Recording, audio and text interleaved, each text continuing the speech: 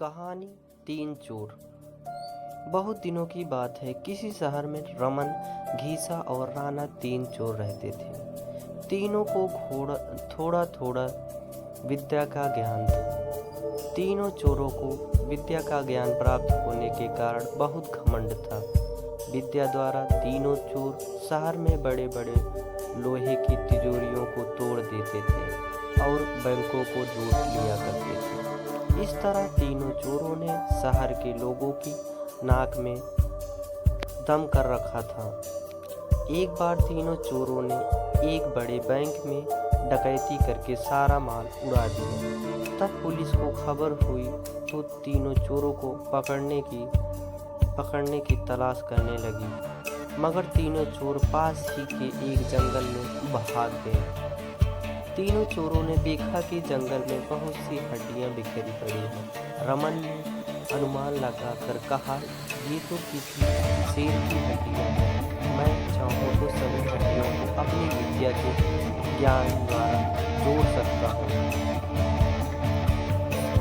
घीसा को ये विद्या का घमंड था, सो वह बोला, अगर ये शेर की हड्डियां हैं तो मैं इनका अपनी विद्या द्वारा शेर की खाल तैयार कर सकता हूँ। रमन और घीसा की बात सुनकर राका का भी घमंड उमड़ पड़ा और उसने कहा, तुम दोनों इतना काम कर सकते हो तो मैं भी अपनी विद्या द्वारा इसमें प्राण डाल सकता हूँ। तीनों चोर अपनी विद्या का प्रयोग करने लगे।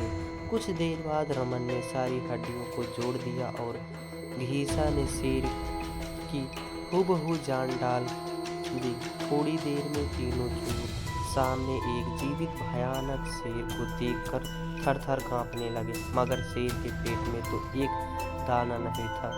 वह भूख के मारे गरजता हुआ तीनों चोरों पर हमला कर बैठा और मारकर खा गया। शेर मस्त होकर घने जंगल की ओर चला गया। कहानी से शिक्षा। दोस्तों, इस कहानी से हमें यही शिक्षा मिलती है कि कभी घमंड नहीं करना चाहिए। घमंडी को हमेशा दुख का ही सामना करना पड़ता है। यदि तीनों चोर अपनी विद्या का घमंड ना करते तो उन्हें जान से हाथ ना धोने पड़ते। हमें अपनी विद्या का प्रयोग सोच समझ कर करना चाहिए।